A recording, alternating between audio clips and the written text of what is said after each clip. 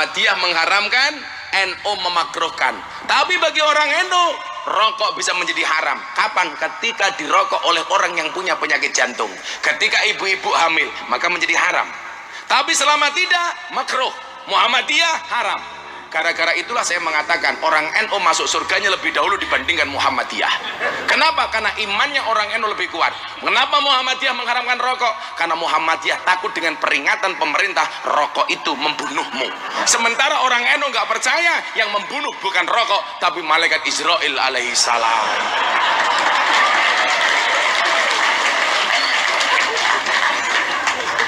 Tapi lah Muhammadiyah bediki saukur, Pak. Karena peringatan pemerintah, rokok itu membunuhmu, bukan membunuhnu. Membunuhmu, Muhammadiyah. Assalamualaikum warahmatullahi wabarakatuh. Alhamdulillah, salatu wassalamu ala rasulillah, hamabad. Kaum muslimin yang dirahmati Allah subhanahu wa ta'ala, memang mayoritas kaum muslimin lebih menyukai penceramah-penceramah yang model begini. Meskipun ceramahnya tidak berisi, miskin akan ilmu, yang penting bisa tertawa. Meskipun syariat Islam juga yang kemudian dijadikan bahan untuk tertawaan, yang dijadikan bahan untuk lelucon. Kemudian ketika penceramah mengeluarkan kata-kata kotor yang tidak pantas ditiru, didengar oleh anak-anak, mereka tetap saja ikut tertawa. Na'udzubillah min dzalik.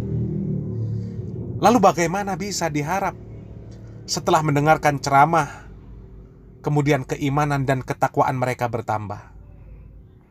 Bagaimana pula bisa diharap takutnya kepada Allah subhanahu wa ta'ala bisa bertambah?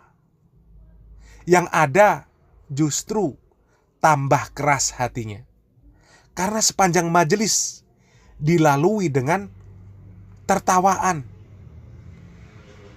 Rasulullah SAW mengatakan, wala tuksirid dohik, fa inna kasratat dohik tumitul qalb. Dan janganlah kalian terlalu banyak tertawa, karena sesungguhnya terlalu banyak tertawa dapat mematikan hati. Jadi kalau menuntut ilmu dari penceramah yang sepanjang majelisnya hanya mengajak tertawa, maka wajar ketika para jamaahnya ketika selesai mendengarkan ceramah tersebut, mereka tetap saja, yang sebelumnya tidak sholat, tetap tidak sholat. Yang sebelumnya hobi bermain judi, tetap bermain judi. Kemudian yang buka aurat, mereka tetap buka aurat. Tetap hobi berjoget, dangdutan, di panggung dengan biduan, ditonton dengan anak-anak, ditonton dengan cucu-cucu mereka, ditonton dengan generasi yang akan datang, yang akan membawa Islam. Lalu bagaimana bisa memberikan contoh yang baik untuk generasi kalau kelakuan seperti itu? Boro-boro mau menjalankan perkara yang sunnah, meninggalkan perkara yang wajib saja, tidak merasa bahwa itu perbuatan dosa karena hatinya keras. Kita lihat begitu banyak kaum muslimin yang mereka meninggalkan perkara-perkara yang wajib. Itu sudah rahasia umum dimanapun, banyak yang seperti itu. Kaum muslimin yang dirahmati Allah subhanahu wa ta'ala, hati yang keras itu akan sulit menerima nasihat. Ketika ada yang memberi nasihat, memberikan ceramah, menyampaikan perkara tauhid, perkara sunnah, mengajak kepada ketaatan, maka kemudian orang-orang tersebut dikatakan orang-orang aliran keras. Terlebih mereka yang mengajak itu adalah orang-orang yang berjenggot, yang celananya di atas mata kaki, jilbabnya besar, terlebih memakai cadar, sholatnya berjamaah di masjid, tidak mau bermusik, tidak mau bernyanyi, tidak mau salaman dengan lawan jenis non-mahram, tidak mau merokok. Maka kemudian dikatakan mereka adalah orang-orang Salafi Wahabi yang aliran keras, padahal hati mereka yang keras. Sebagai contoh masalah rokok saja, ini dijadikan bahan lelucon, bahan tertawaan yang mengandung pelecehan syariat. Orang NU dikatakan masuk surga lebih dahulu daripada Muhammadiyah hanya karena perkara rokok. Na'udzubillah min dzalik. Hanya karena permasalahan rokok mereka mencibir, meskipun hanya untuk bahan bercanda. dikatakan orang Muhammadiyah lebih takut dengan pemerintah, peringatan pemerintah tentang rokok, daripada takut dengan malaikat. Na'udzubillah min dzalik. Ini niat bercanda tapi ucapan kufur. Ucapan kufur.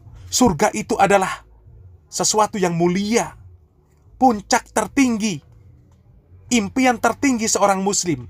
Lalu bagaimana bisa hanya karena masalah rokok yang hina kemudian dikatakan orang-orang yang mengharamkan rokok kemudian dikatakan masuk surga lebih belakangan. Na'udzubillah min dzalik. Orang-orang yang membuat perkataan dusta hanya untuk membuat orang lain tertawa itu dilaknat. Dilaknat oleh Allah Subhanahu wa taala. Itu bukan perkara remeh. Islam agama yang sempurna, sampai adab bercanda pun diatur oleh Islam.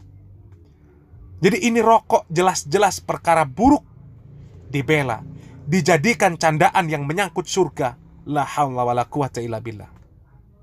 Surga itu mulia, sedangkan rokok itu hina. Cobalah kalian yang masih menghisap rokok ini berpikir sebentar saja untuk merenungi apa manfaat rokok yang jelas terbukti secara ilmiah. Maka tidak akan ada sama sekali. Seluruh ahli kesehatan di dunia yang mereka ahlinya di bidang tersebut mengatakan isi atau kandungan dari rokok semuanya racun yang merusak kesehatan. Tidak ada satupun, tidak ada satupun mengandung manfaat. Tidak ada yang mengatakan rokok itu bermanfaat kecuali orang-orang yang tidak cerdas, yang tidak mengetahui sama sekali tentang ilmu kesehatan, tentang kandungan rokok, yang mereka mengatakan manfaat rokok hanya berdasarkan hawa nafsunya. Karena sudah kecanduan, kemudian mencari pembenaran untuk tetap bisa merokok. Kalaulah dikatakan rokok diharamkan untuk wanita hamil dan anak-anak saja, maka cobalah sekarang dibuka matanya. Banyak wanita yang hamil maupun yang tidak hamil, mereka merokok. Mereka menghisap asap rokok, di mana perokok pasif dikatakan lebih berbahaya oleh ahli kesehatan. Dan anak-anak yang sekarang mereka merokok, mereka masih pelajar, menghisap rokok, itu akibat kalian menghalalkan rokok. Dan perkataan kalian semuanya akan dimintai pertanggungjawaban oleh Allah Subhanahu wa taala. Semoga Allah Subhanahu wa taala selalu memberi petunjuk kepada kita agar kita tidak condong dan mengikuti perkataan orang-orang yang menyeru kepada kemaksiatan dan dosa. Dan semoga Allah Subhanahu wa taala memberi kelembutan pada hati kita untuk menerima nasihat dan kebenaran. Semoga apa yang kami sampaikan bermanfaat. Barakallahu fikum. Wassalamualaikum warahmatullahi wabarakatuh.